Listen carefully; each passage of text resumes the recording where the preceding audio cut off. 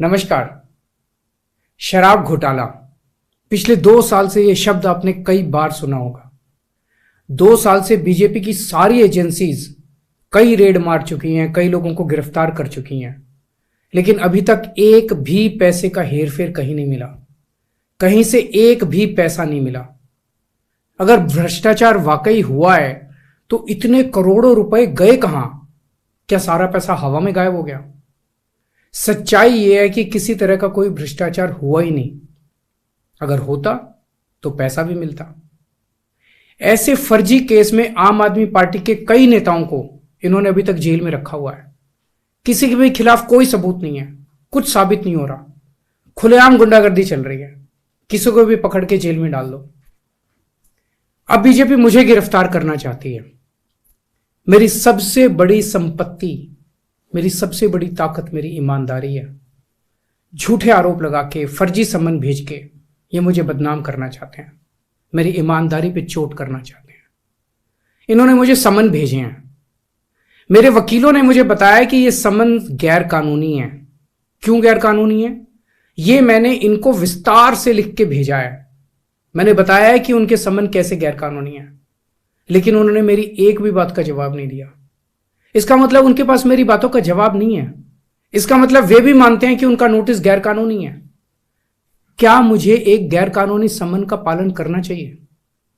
अगर कानूनी रूप से सही समन आएगा तो मैं पूरा सहयोग करूंगा। बीजेपी का मकसद जांच करना तो है ही नहीं।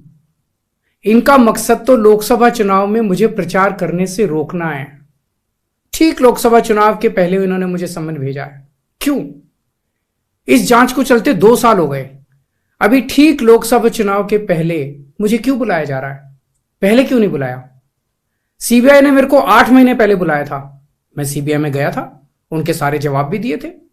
लेकिन अब ये लोग ठीक लोकसभा चुनाव के 2 महीने पहले मुझे बुला रहे हैं। तो बीजेपी का मकसद कोई पूछताछ करना थोड़ी है। इनका मकसद है पूछताछ के बहाने केजरीवाल को बुला लो और उसे गिरफ्तार कर लो, ताकि मैं लोकसभा चुनाव में प्रचार ना कर पाऊं। आज बीजेपी भ्रष्टाचारियों को नहीं पकड़ रही, बल्कि खुलेआम ईडी और सीबीआई का इस्तेमाल करके दूसरी पार्टियों के नेताओं को तोड़ के बीजेपी में शामिल करवाने का काम किया जा रहा है। एक नहीं, दो नहीं, कितने उदाहरण हैं जहां किसी पार्टी के नेता के खिलाफ ईडीआई सीबीआई के मामले चल रहे थे या उन पे गंभीर आरोप लगे हुए थे। जैसे ही वो नेता बीजेपी में शामिल हुए, उनके सारे पुराने मामले बंद कर दिए गए या ठंडे बस्ते में डाल दिए गए। तो जो इनकी पार्टी ज्वाइन कर लेता है उसके सारे मामले रफा दफा कर दिए जाते हैं। जो इनकी पार्टी में नहीं जाता वो जेल जाता है।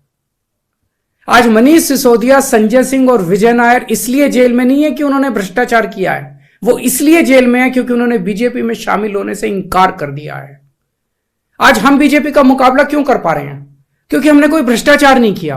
अगर हमने जरा सा भी गलत काम किया होता तो दूसरे भ्रष्टाचारी नेताओं की तरह आज भी हम बीजेपी में शामिल हो चुके हैं, तो होते आज तक।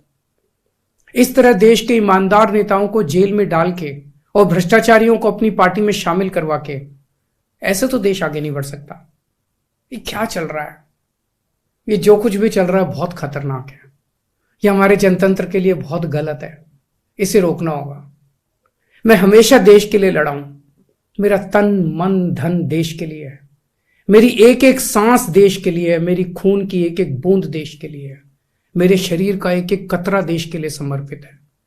हमें मिलकर देश को बचाना है। मैं पूरी जी जान से इनके खिलाफ लड़ रहा हूं। आपका साथ चाहिए।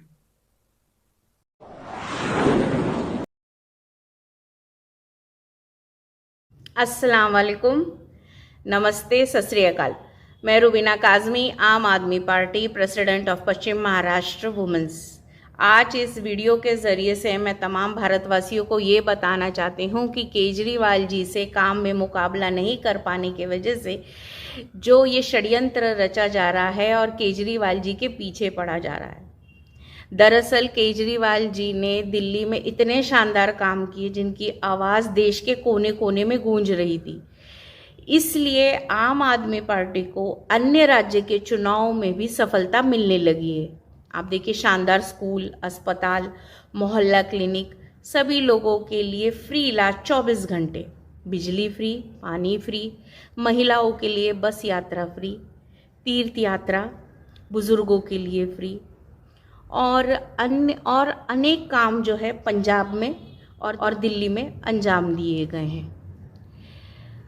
और जब ये लोग केजरीवाल जी के काम का मुकाबला नहीं कर पा रहे, तो इनका एक ही मकसद है कि किसी भी तरह केजरीवाल जी को काम से रोका जाए, केजरीवाल जी को बदनाम किया जाए, झूठे केस लगाए जाएं और आम आदमी पार्टी को तोड़ दें।